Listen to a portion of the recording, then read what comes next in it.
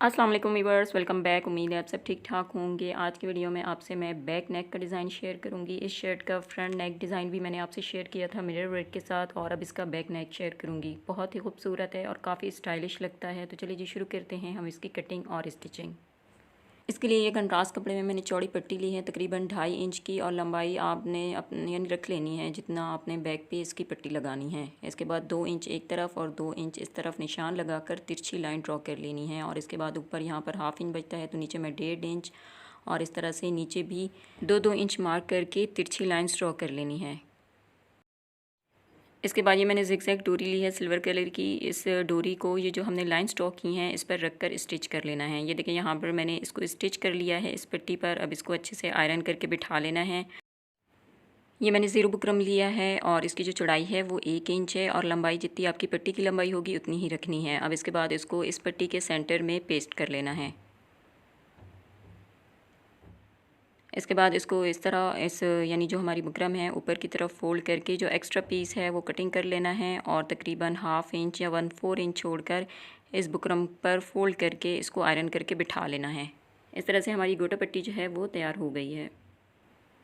अब इसके बाद हमने शर्ट का बैक साइड लेना है, और इस पर जो है मैं ये इस तरह से लेस लगा रही हूँ क्योंकि और जो ये लेस है ये काफ़ी पुरानी है। तो आप देख सकते हैं कि इस तरह की अगर आपके पास ये लेफ़्ट ओवर लेस थी, कोई अगर इस तरह की आपके पास लेसेस बची हुई हों तो आप उनको फेंका मत करें, बल्कि इस तरह से किसी भी हमारी जो ड्रेस पर है वो काम आ जाती हैं।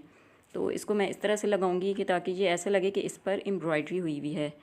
तो अब इसके बाद मैं इसको इतना यानी काट दूंगी जितनी मुझे पट्टी लगानी है उससे, यानी जहाँ पर इस जगह पे मैं पट्टी लगाऊंगी तो इससे थोड़ा नीचे करके इसको मैं UHU से चिपका दूंगी। आप कोई भी, अगर आपके पास इस तरह की लेस नहीं है तो आप कोई सीधी लेस या जो भी आपके पास अवेलेबल हो आप वो यूज़ कर सकते हैं। मेरे पास ये लेफ़्ट ओवर थी और इसके साथ मैच भी हो रही थी, इसलिए मैंने ये यूज़ कर ली। ये देखें इस तरह से इस पर डिज़ाइन बन गया है। अब मैं इसके किनारे पर सिलाई लगाऊंगी, और यहाँ पर ये देखें मैं आपको दिखा भी दूँ कि मैं किस तरह से इसको आप एप्लिक भी करवा सकते हैं। जो एम्ब्रॉयडरी वाले होते हैं उनसे आप एप्लिक भी करवा सकते हैं, और अगर आप ख़ुद करना चाहें तो इस तरह से आप बिल्कुल किनारे पर सिलाई लगाएंगे तो ये बिल्कुल भी पता नहीं चलेगा कि इस पर हमने इस तरह से सिलाई लगाई हुई है। बल्कि ये इसके साथ ऐसा ही लग रहा है कि ये जब पूरा डिज़ाइन कंप्लीट होगा को मैं आपको दिखाऊंगी कि किस तरह से ये बिल्कुल ऐसा लग रहा है कि इस पर हमने एम्ब्रॉयडरी करवाई हुई है। तो ये देखें इस पर चारों तरफ सिलाई कंप्लीट हो गई है। अब मैं एक दफ़ा इसको आयरन कर लूँगी। अब इसके बाद देखें जी, ये हमारी पट्टी जो है जो हमने पहले ही कंप्लीट कर ली थी। अब सबसे पहले क्योंकि इसके सेंटर में जो है मैं एक और गोटा वो लगाऊंगी, ज़िगज़ैग डोरी लगाऊंगी। तो सबसे पहले हमने मेजरमेंट कर लेनी। अच्छा, जो हम मेजरमेंट करेंगे वो कंधे के हिसाब से करेंगे, क्योंकि इस शर्ट के जो कंधे हैं वो 13 इंच हैं। तो मैंने इस तरह से लगानी है कि जो मैं सिल्वर कलर की गोटा लगाऊंगी वो इसके सेंटर में आएगी लेस, और जो पट्टी है वो इसके सेंटर में मैं वो लगाऊंगी, और इसके बाद तकरीबन 1 इंच का गैप देकर ये पट्टी लगा दूंगी। ये देखें इस तरह से आपने अपनी शर्ट की मेजरमेंट के हिसाब से ये लगानी है कि ताकि सेंटर में हमारी जो ये ज़िगज़ैग डोरी है वो आए। इसलिए पहले गोटा पट्टी में रख कर आर्म होल से तकरीबन 1.5 इंच के फासले पर गोटा पट्टी रख कर मैं सेंटर निकाल लूँगी, और इसके बाद इस यानी जो हमारी ज़िगज़ैग डोरी है वो दोनों तरफ अटैच कर लूँगी। ये देखिए यहाँ पर मैंने दोनों तरफ ज़िगज़ैग डोरी अटैच कर ली है।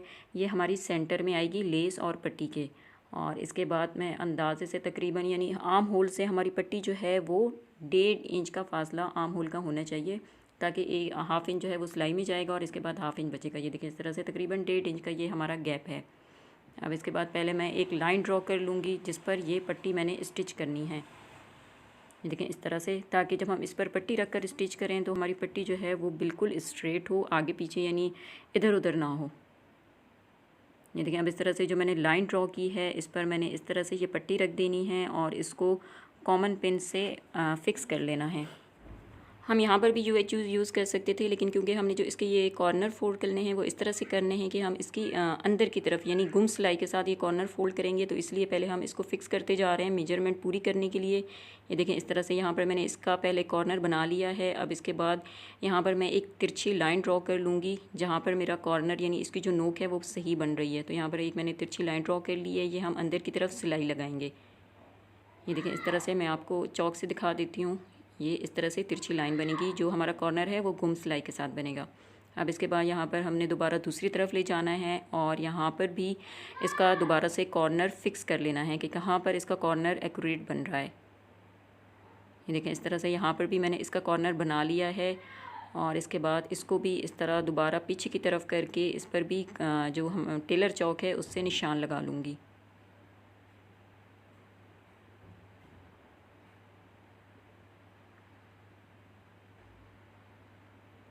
ये देखिए यहाँ पर इस तरह से पहले इसको जो हमने लाइन ड्रॉ की है उस पर एक्यूरेट में रख कर आपने मेजरमेंट कर लेनी है, और इसके बाद इस तरह से जो हमारे जहाँ पर कॉर्नर बन रहे हैं यानी उसकी लाइन बन रही है उस पर आपने इस तरह से निशान लगाकर इस पर सिलाई लगा देनी है।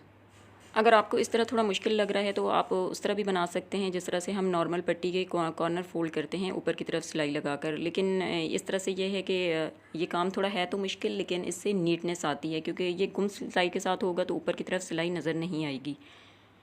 ये देखें इस तरह से मैंने एक तरफ जो है वो सिलाई लगा दी है, अब इसी तरह दूसरे कॉर्नर पर भी सिलाई लगा देनी है। अगर आप थोड़ी बहुत प्रैक्टिस करेंगी तो फिर ये आपको ईज़िली समझ में आ जाएगा कि हम ये किस तरह बनाते हैं। ये देखें इस तरह से हमारी ऊपर की तरफ कोई सिलाई नहीं आई। अब जो एक्स्ट्रा पीस है वो हमने कटिंग कर लेना है।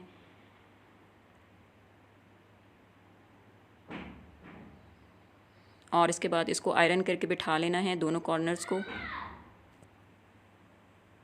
ये देखें यहाँ पर हमारा कितना जो नीटली है वो गोटा पट्टी और इसके कॉर्नर्स जो हैं वो रेडी हो गए हैं। अब इसके बाद यहाँ पर UHU लगा देंगे एज़ यूजुअल, जिस तरह के हम तकरीबन हर डिज़ाइनिंग में यूज़ करते हैं।